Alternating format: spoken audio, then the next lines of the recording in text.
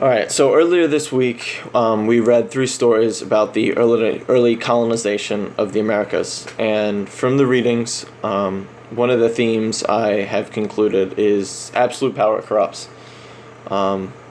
It creates greed, creates contempt, and it creates self-indulgence.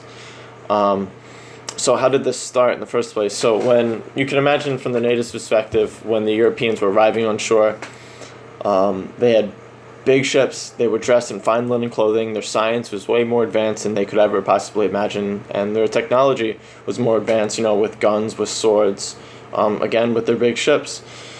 And from the Europeans' perspective, you kind of can understand where their power comes from after arriving on shore and seeing this big, vast, rich land far from what they have seen in Europe.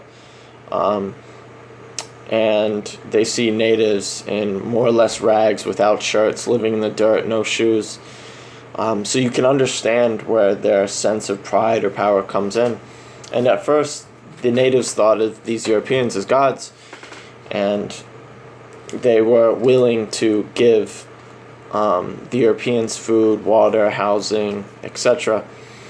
And then there became a point where the Europeans wanted more and wanted more, and the Indians were like, no, you need to give us something. Should be a relationship. And the Europeans were like, no. And feeling the power, because they have the technology, they have the science, they have the know-how, began to take advantage of the situation. And at one point in one of Christopher Columbus's letters, he said, of them I have taken possession, of them being the natives. So at that point, even arriving early on the islands, he felt like he already possessed the Indians, which created more of a superiority and greed. And then you see in Bartolome's section, this was the first land in the New World to be destroyed and depopulated by Christians.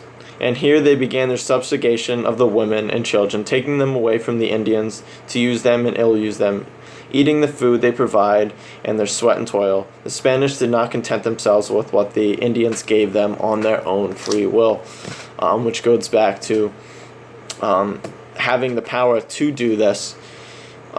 They did not refrain from using it. Instead, they decided to take it by force. And another funny thing that I kind of came across is greed was very prevalent throughout this, and taking and whatnot. And there's supposed to be Christian men, and greed is one of the 7 deadly sins, and all they do is take, which I think is really funny. And the symbol of this greed is another quote from Bartolome's section is, "For a Christian eats and consumes in one day an amount of food that would suffice to feed 3 houses inhabited by 10 Indians for 1 month." I think we can also still see that in today's Western culture as well, or at least in America. We eat more than the rest of the world. So again, having the power to do this, they continue to do it. And then when the Indians finally decided to stand up against them, because they were feeling powerless and trying to take their own lives in their own hands or whatever, the Europeans swiftly put them down, demonstrating the power that they had, and the Indians fleeing, hiding the women, hiding their food, fleeing towards the mountains.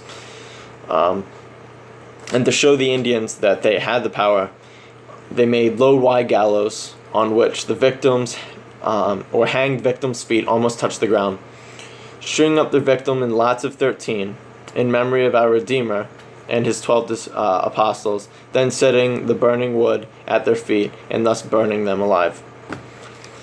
This demonstrates absolute power, and if you don't receive what you want, you're willing to exercise and use that power in order to get it. So if the Indians were more of their equals, I would argue that this wouldn't have happened as badly, and they might have built some sort of relationship. But the Europeans, having seen that they're more superior than these people, took absolute power. And I understand it. Doesn't make it right, especially for the time period, and it's very hard for someone to stand up for what is right. It takes a strong person.